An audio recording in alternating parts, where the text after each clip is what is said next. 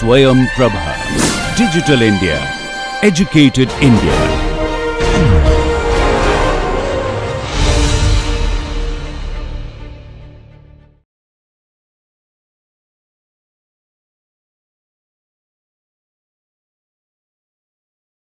So we were talking about mineralization yesterday, and I switched around your schedule a little bit. The first hour we'll still talk about mineralization because I think that's really one of the parts where we understand some things, but we don't understand a lot, and there's a lot to be done here. So if you remember, we started with geosequestration. We started with this slide. And we said that mineral trapping takes thousands of years, if not tens of thousands of years. And so we are over here. And what we found was that that's really not true. And so we will check what the rates are and how we think of these things today. Let me just adjust this so I see where I am. Okay. What we have is evidence, and we discussed this yesterday. We have a basalt that was exposed to 32 weeks of DI water with carbon dioxide at 10 MPa and 90 degrees C. And there is encrustation with calcite. You can see out here, this is a high resolution. This is just an optical image. This is a high resolution SEM image, and you see that there are calcite and magnesium rich, calcium rich and magnesium rich locations here, which means that things are being dissolved out and precipitated as carbonates. So we know that that's happening, and that's not in years, it's in weeks' time.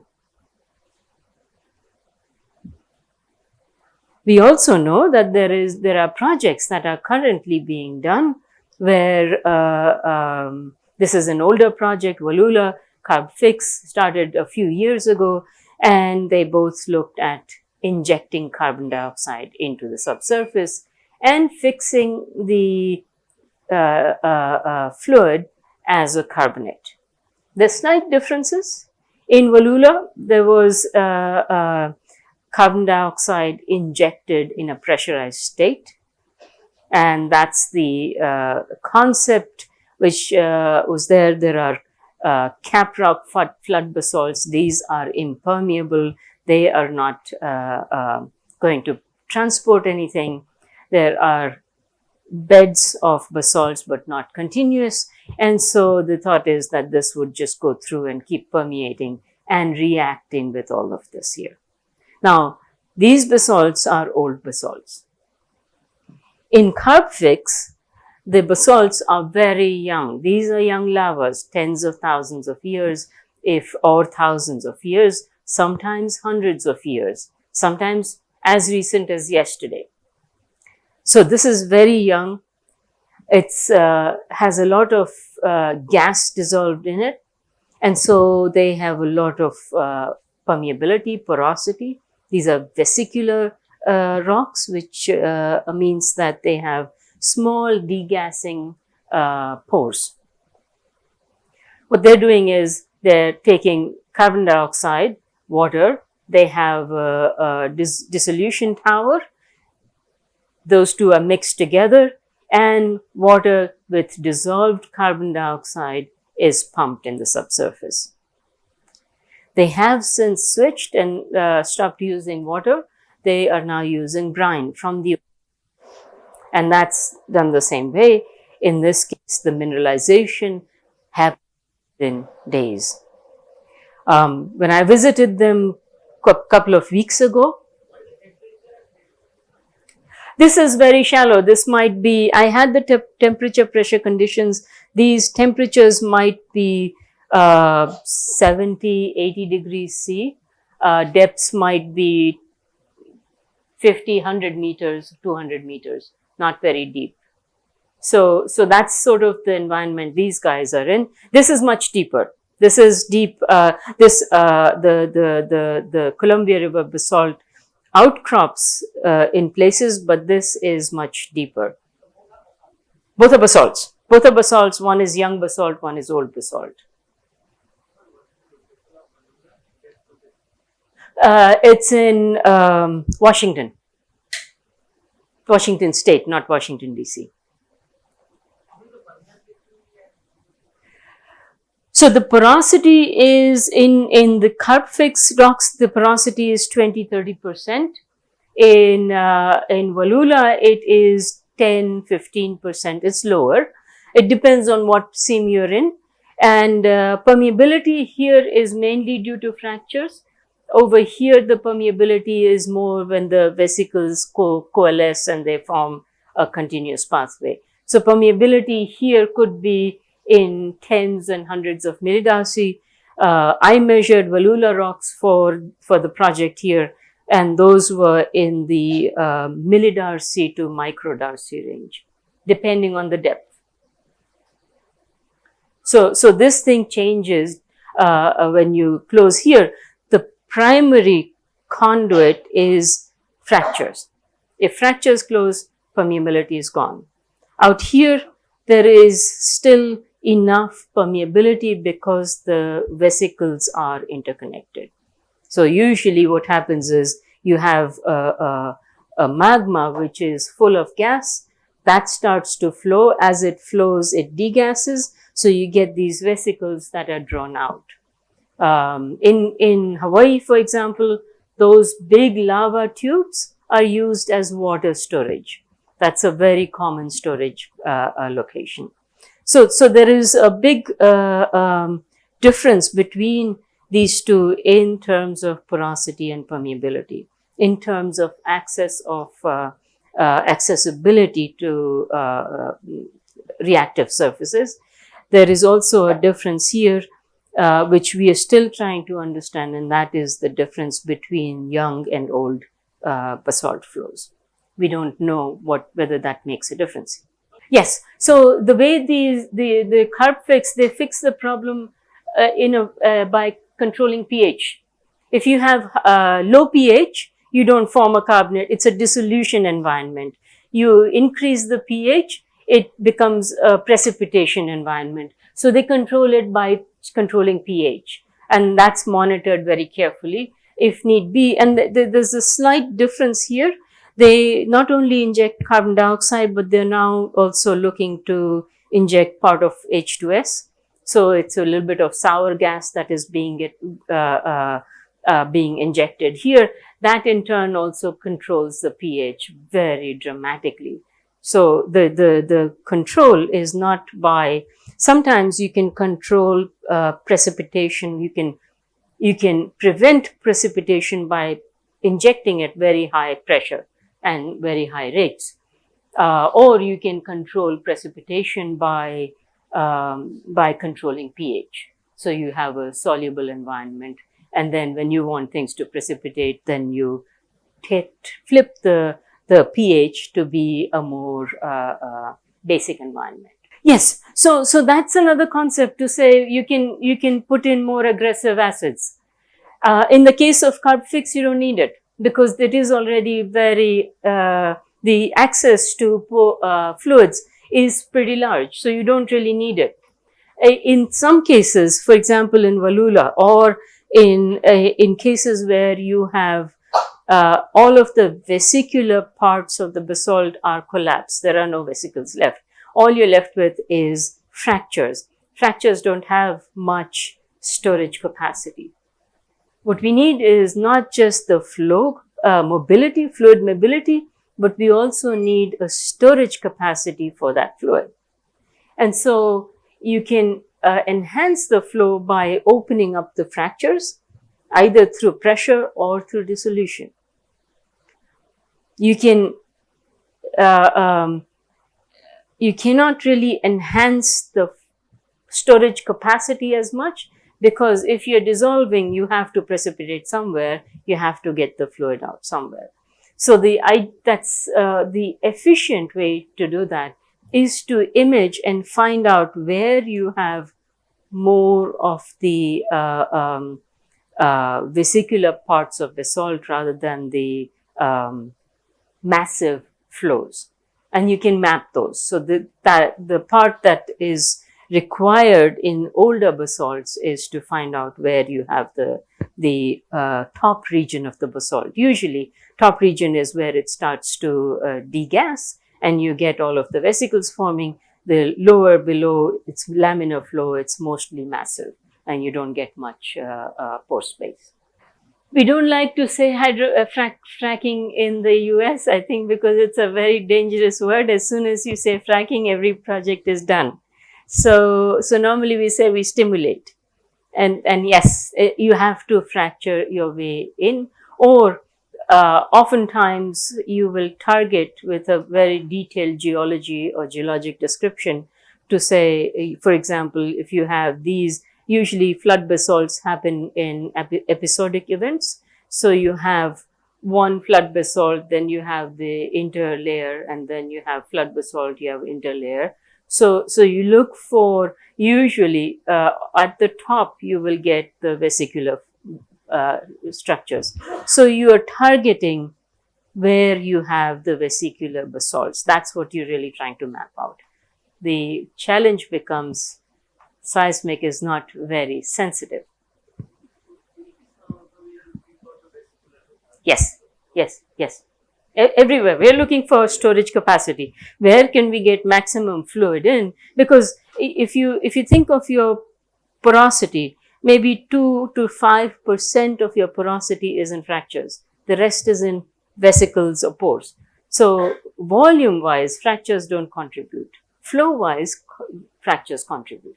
So it's sort of the opposite. Flow-wise, your pores might contribute 5 to 10%. Your fractures will contribute 90%. So you have to match both of them. You need the pores, you need the vesicles to store, but you also need the fractures to get your fluid out into far away. There are thoughts of doing horizontal drilling and getting the fluid out for further away, and you can use the technology from shales where you do multi-stage laterals, you drill very long laterals, and you perforate at discrete intervals. So that's another way. But in shales, it's lucrative to do that because you're getting more oil out. In the case of CCS, it is not a paying proposition. Horizontal wells are expensive. So it's a cost effectiveness. How much do you gain for what you spend? So with all of the work that was done at Wallula, at CarbFix, and with other people, it was time to revise. This is what we started with. This is mineral trapping. And so there is now a newer paper that has come out from the same authors with a number of other authors who say, well, okay, this still holds because they can't say this was wrong. This still holds, but it holds only for sedimentary, conventional sedimentary environments. And these you think of as basalt, as sandstones. So in sandstones, mineralization is a slow process. I'm not so sure if I agree with that because we have seen alterations of arcosic sandstones happening over weeks. If you leave our plagioclase and feldspar which are contained in a sandstone in a mild acid, in a carbonic acid mixture, you will get mineralization very quickly. Quickly meaning within weeks. So not within years, but within weeks, within a month's time, or the 32 weeks where you had complete encrustation of the hand specimen of basalt, you would get a fair amount of alteration. In the case of mafic rocks, these are rocks that have much more soluble or exchangeable cations. Carbonation process was quantified with reactive and non-reactive tracers and isotopes. And what they showed was there was rapid mineralization with 95% of the gas that was mineralized within 2 years. And that's the beauty of what this process holds for us. if you can get volumes of carbon dioxide in, we are very confident of permanence of storage. And that's the part which is appealing, which has many people working on it. And so we can count up what happens during CCS. We can look at effects, we can say parameters affected by it, what models exist, and what do you need as inputs to do those models. And that sort of a work can be done for any formation that you're in. So here's some of the data that is being collected in my lab with ocean drilling program. Basalts, these are a number of samples. This is porosity permeability data collected in the lab as a function of pressure, and pressure going from 500 to 1500 psi. And so you get 3 different distinct clusters that we then use for further study. The rocks look somewhat like this. This is the mineral composition. Most of them have a fair amount of pyroxenes. These are rich in magnesium and iron. Plagioclase, second highest component, and that is calcium and magnesium. These are all silicates. So iron, magnesium silicates, calcium, magnesium silicates. And then a fair amount of smectite, because they are from the ocean. And so they have been, some of them have been altered. And you can see that over here, these are smectites that are lining these works that are formed as an alteration product. So this is something that we should expect to see as we go forward with more alterations. The steps are to measure pressure sensitivity. So there are a couple of things to measure, right? One is what is the pressure sensitivity, because we'll be changing pressure. The second one is fluid sensitivity, because we'll be injecting different types of fluids. And the third one is reaction sensitivity, because the fluids will be reacting. And so the student, I should have put his name here, Mario, is looking at each one independently so that he can build a multi-component model to account for mineralogy, for fluid, and for mineralization. These are some of the initial tests that are done, and comparisons with the models. Models over-predict what we are measuring at the moment. We will see how far we get and what refinements need to be made. Together with that, this is a micro CT image. This is an X-ray image. This is what a part of the rock looks like. This is 1 millimeter over here, 1000 microns. And so we have a very small segment of the rock. What we are looking at is where the mineralization takes place. Are we dissolving out here, or are we making our way into these sort of clusters, and are we pulling out these lighter colored minerals, or are we attacking more the glacier parts of the basalt? These are 2 different types of materials, and you can see we have different zones here. This is one type of mineralogy. This is another one. These are most probably our pyroxenes. And so the critical issue becomes, if we start dissolving the matrix, we lose mechanical integrity of the rock. If we dissolve out these sort of larger phenocrysts, larger crystal grains, then we're not really changing much in the mechanical integrity. So the question really, what we are trying to answer is, what part of this material is reactive and how? As we do this, we measure stiffness so that we know as the dissolution progresses, we should be looking at either the column of vesicular basalt collapsing on itself or becoming stiffer because we are strengthening everything. Once the baseline is done, then Mario plans to put in single fluids in this pressure time diagram of loading and unloading. And then once that is done, there is a team of students there. One looks at flow, and that means you put in a fluid that is flown through the rock, that flows through the rock, and you have the same concentration of carbon dioxide over time. Whatever is spent goes out on one side, new fluid enters. So you keep doing this, which means you're successively dissolving out and transporting out whatever is dissolved. That's one way of doing it. The other one is to inject and let it sit there and see what defines steady state in the experiments.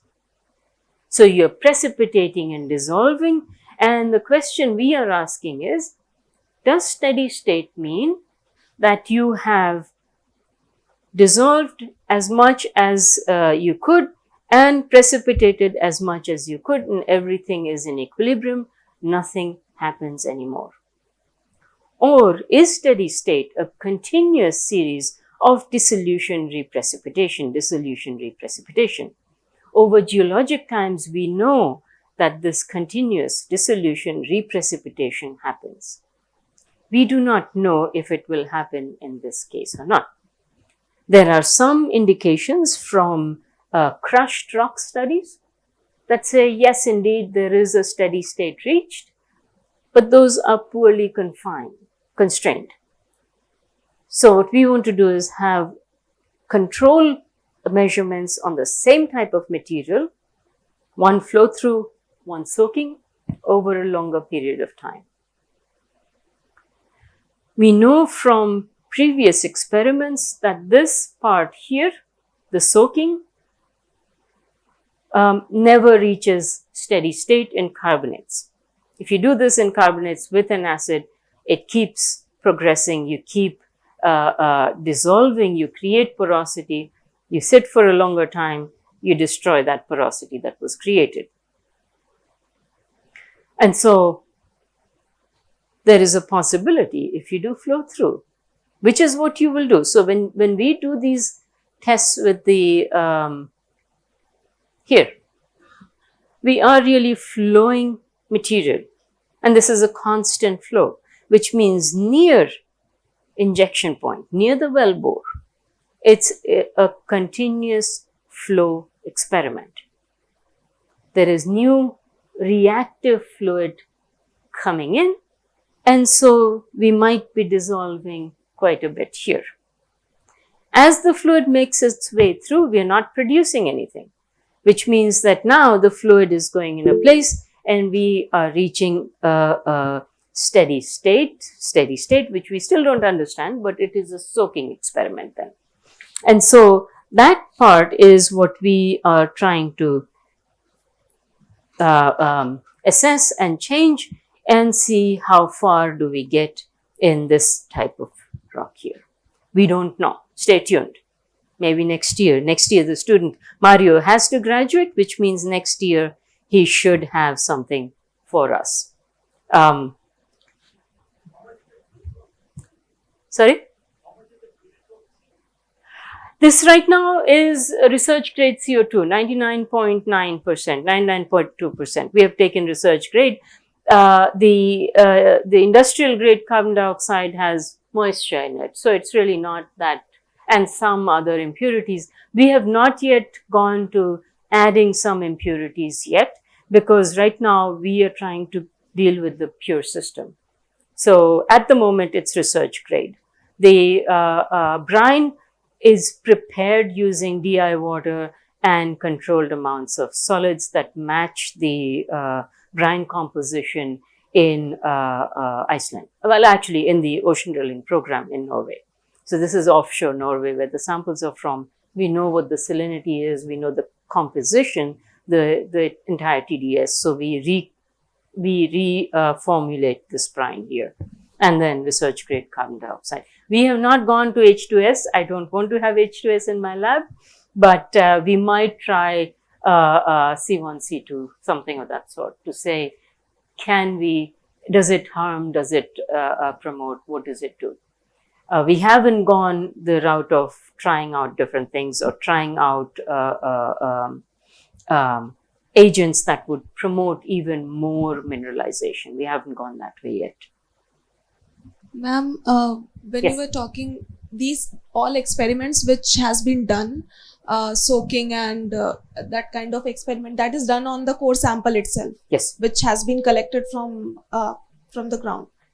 Yes. So these samples come from about 600 meters below the seafloor. Okay, so when there in the previous slide, when you're talking about Yep. the confining pressure, so that is the pressure of the fluid which is being injected, or the pressure to maintain the actual condition of the ground? So there are two types of pressures we talk about. One is the confining pressure, that's from all sides. That's the overburdens, you can say.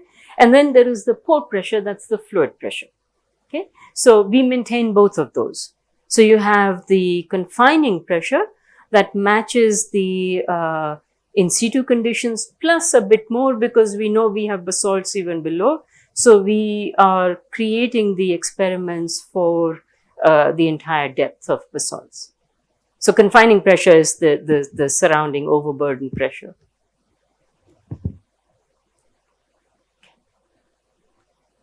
There they are. The two students are working on it. This is Mario. He's the main student involved in it.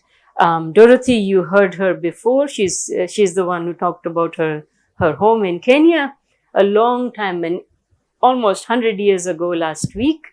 And she is the senior student, so she's advising Mario on how to do the work, and really making sure that Mario is doing the work properly. So she's the one with the stick and saying, you should not do this. These are CT images, raw images here, segmented images here. This, Dorothy threw this back at him, the data, and said, you will collect better data because we need to be able to separate out things like this. So this is after Dorothy sort of shook Mario up and said, this is not acceptable. So I show this because I find it amusing that she threw this back and said, we are not accepting this. This is not how we work in our lab.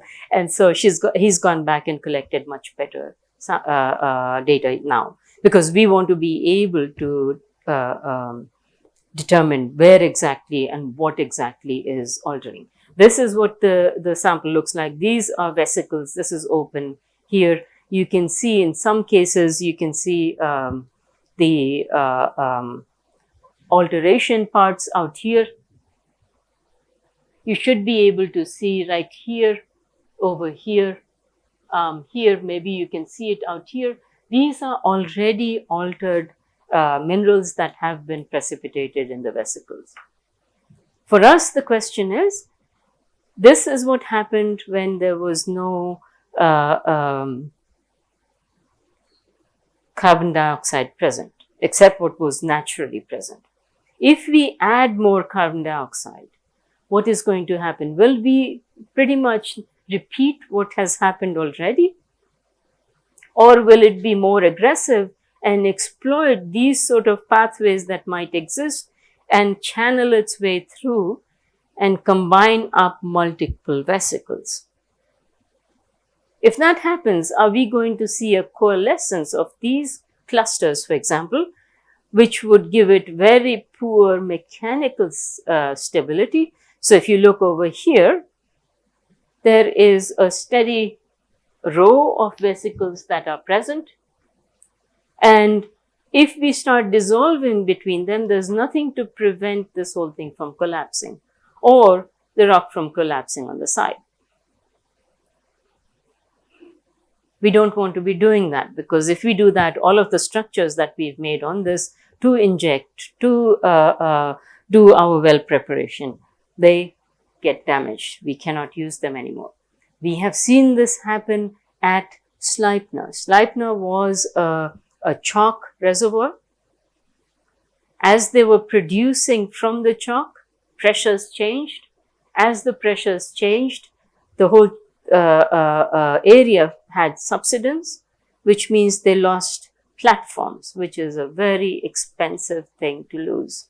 All of the wellbores started warping because of the down thrust of the overlying sediments, because of the pressure difference, because of production.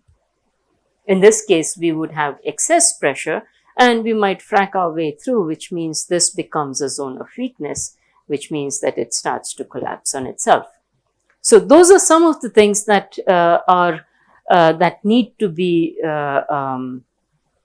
assessed, and we do want to quantify long-term fluid migration pathways.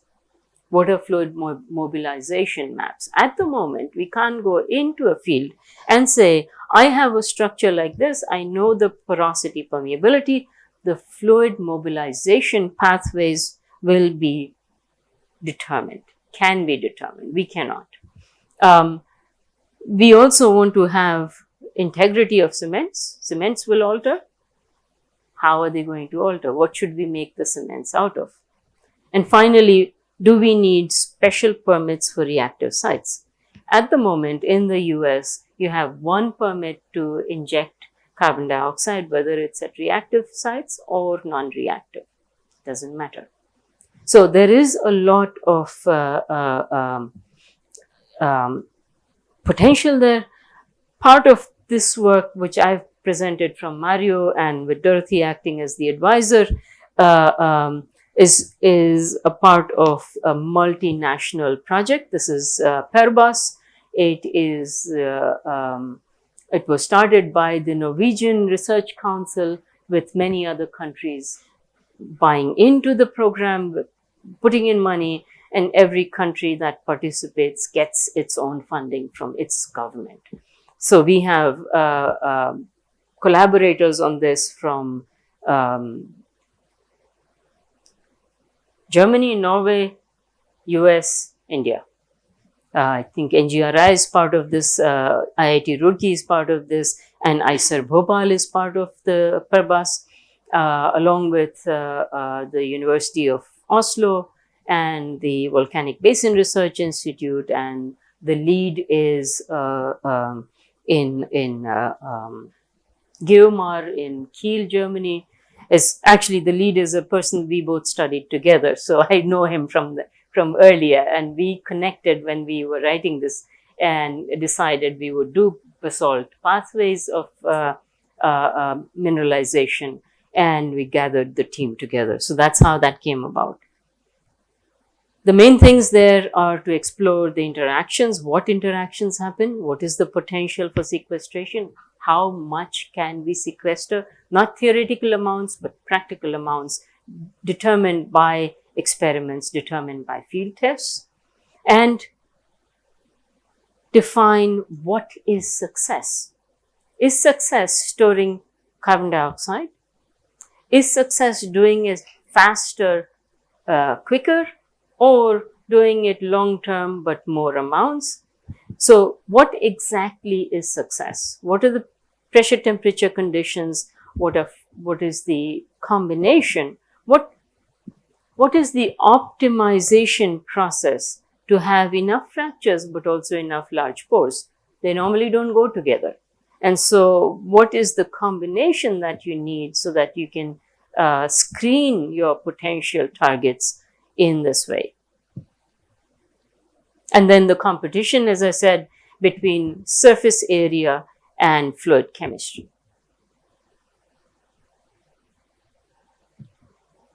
Okay, so that much on reactive basalts.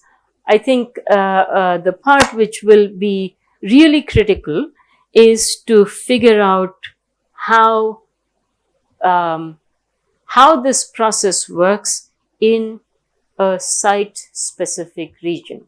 What we are doing in Norway might not be relevant for the Deccan basalts. That's the challenge. The challenge really is, how do you get enough material? How do you get enough information to make things work? We know we have the material, we know we have the samples, we know we have all of the starting points, but is subsurface storage a better solution for India? Or is it better to do surface storage? There is enough surface exposure of basalts in India, in the Deccan basalts. There is enough rubbleized basalt already available in India. And so it's possible that subsurface solutions might not be the ideal way to go. And that's the part which really will need to be determined. Most probably the team that is here is not addressing that, but that will need to be determined at some point or the other. Is surface mineralization in Deccan basalt a better way to go? We don't know. Having gone through with all of the exposure, with all of the building materials, with all of the dust, basalt dust that is up in the air, for me, it's easier to have mineralization of the dust, which has a dual purpose of cleaning up the air and fixing the carbon dioxide. The other part which is interesting here is to look at mine tailings, where you can take tailings from mining operations and alter them with carbon dioxide so that you form very weak building blocks. And so those are some of the ways in which we can examine the storage potential in basalts. Now, before we move away from here, let me just give you a brief idea about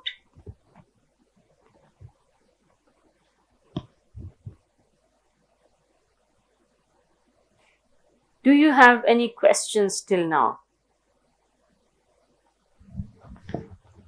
Ma'am, when we talk about basalt, then Yes. it is an igneous kind of a rock. Yes. So that means that if we want like having more vesicles in Yeah. the basalt, that means there has been volcanic activities taking place in those regions, which Yes. has provided us that recent basaltic rocks. So it might happen that in the long run there can be more volcanic activities which might come up. So will it not affect the project?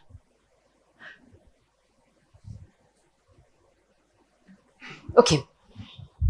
So volcanic activity is has you can map it. You know where it is occurring, where you have either hotspots or subduction zones or rift valleys. So these are not random processes.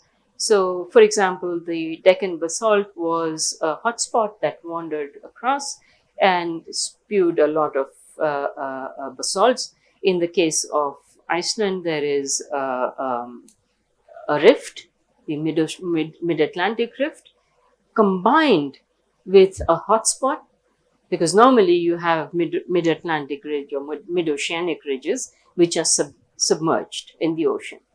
In the case of Iceland, it comes up to the surface is because that's combined with a hotspot. The hotspot is upwelling lava that pushes everything up, and so now you have a combination of that. So you can map these processes fairly well. I would not want to do sequestration, for example, in Yellowstone, because it's an active area. So, but you can do that in other places which don't have any activity of magma, but they have old magmatic activity. For example, out here in the Deccan or in Columbia River, right? So the magmatic activities are fairly well known, fairly well established on where to find them. So you would not expect to see fresh magmas coming out in Deccan basalt. So those volcanic activities which has a larger return period, there we can work upon. Right, or which have been done and over. This is millions of years ago, and today we don't expect that because the hotspot has wandered or has subsided. So it's not going to happen. Okay, barring major tectonic shifts, which we really don't expect. So, in geologic terms, it's almost like saying never. We never say in earth sciences, we never say never, but that's as close as you can come to saying never. Okay. So this is some of the work we're doing for a depleted gas reservoir. And this is a gas reservoir in Japan. The part that we are really struggling with, and if you have any suggestions and comments, I would love to hear that. We have two different things. Just disconnect now. Okay.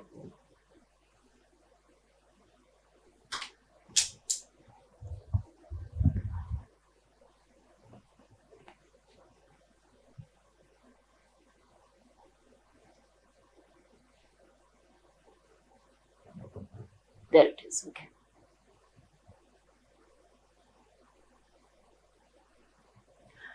So this is the same type of sample. These are two different plugs from the same rock. What we're finding is these are sandstones. They came to us as sandstones, and we said, oh, this is very easy. We can do this in a very simple manner. If you remember the slide on mineralization, sandstones were not supposed to mineralize. What we're seeing here is single fluids where we are only putting in, these two are dry measurements for bulk modulus and shear modulus. Bulk modulus, shear modulus are very, very similar. And when you put brine in, there is a slight effect, and that's really not much. In the case of bulk modulus, you have a very large change, and we expect that. That's the fluid effect on bulk modulus. Shear modulus should not see it. When we mix the fluids, so in this case, we measured dry and we measured brine with separate from carbon dioxide. When we mix them, we see the these are the two moduli, the dry case and brine saturated case, and we see a much larger difference here. So that's your single fluids here. When we combine them, we see that they separate out much more. And so what we are trying to do is to say, how much difference does the combination of fluids do and why? If it's only a fluid effect, if there is no mineralization effect happening, then we shouldn't be seeing that large difference that we do here. And so the challenge really becomes to say, there is a statement that is made. Is it really true? And is it true for all cases? In our case, we think that yes, it is true if you have pure sandstones. If your clay content is less than 10%, if your clays are not expanding clays, if you have kaolinite or illite, yes, that's possible. As soon as you have feldspars, which is very common in sandstones. As soon as you have some amounts of plagioclase, also common in sandstones. When you have clay minerals, also common in sandstones, you will see some sort of alteration effects, and these will happen on the order of weeks. These are experiments that Dorothy has been doing since 2 years. Each one of them takes the whole cycle of baseline measurements with dry and brine saturated case, and then with single fluids and with multiple mixed fluids. Takes about 2 months to complete. She's done about 8 of the rocks, and she's done benchmarking with a standard sample every now and then. She's done about 5 times benchmarking. So that's about 14 months of work, and we cannot explain the data. So I've presented to you till now how easy and how simple and everything is cut and dry. But when you get down to it in a practical sense, there are always questions that are unanswered. There are data that you cannot explain. There are data that you cannot explain for its effects on types of fluids that you have. In some cases, in the benchmarking case, really nothing changes. When you go to the real rocks that have actual minerals that are modifiable, that are reactive, everything changes. And so if you are examining a new field, if you're looking at storage, and in India, geologic storage is new. There is not any project that is happening that is on geologic storage, which means everything is a green field. What I'd like you to walk away from this with is to say you cannot translate things that are observed in Iceland, things that are observed in Norway, in US, to the Indian scenario. Yes, there will be similarities, but there will be site-specific differences, and business as usual does not work. And that's something that I think is very critical. We learned it here. This was not just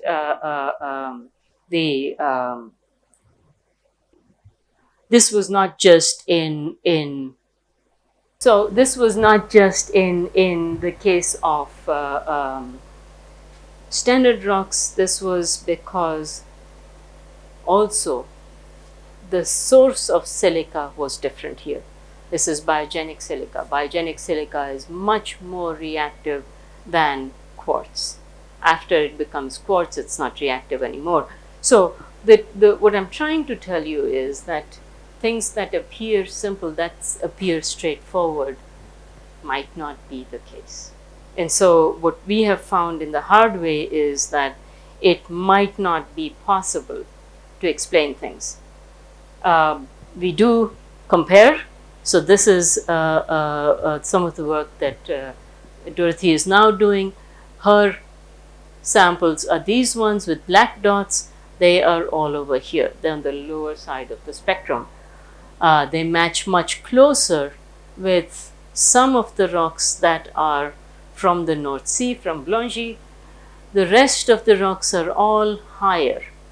And so if you separate out the material, you can get a nice relationship, but you need to know what exactly you're doing and why would you be doing something like this. So again, the part which becomes interesting is these are typical relationships that we draw. This is the normal trend. This is what Dorothy is measuring, off by quite a bit. Not what we want to see. Well, not we want to see, not what any student wants to see. For me, it's fascinating. It means there's a problem to be solved. But for a student who wants to graduate, this is the worst nightmare, because now she has to spend more time to explain why her data are here. And she's checked the data 20 times to say, indeed, this is not fluke, it is happening. She's compared it with data from the site. These are ODP data from the area, and these are data that are collected, and she's right here in the middle of those data. These are special rocks, these are ash beds. So we know they are ash beds. And so I think I'll stop here to say that the part which is more troubling for us is to find a proper model that we can work with and have enough skepticism to say if it was not developed at site, it might not be valid for the site. Okay.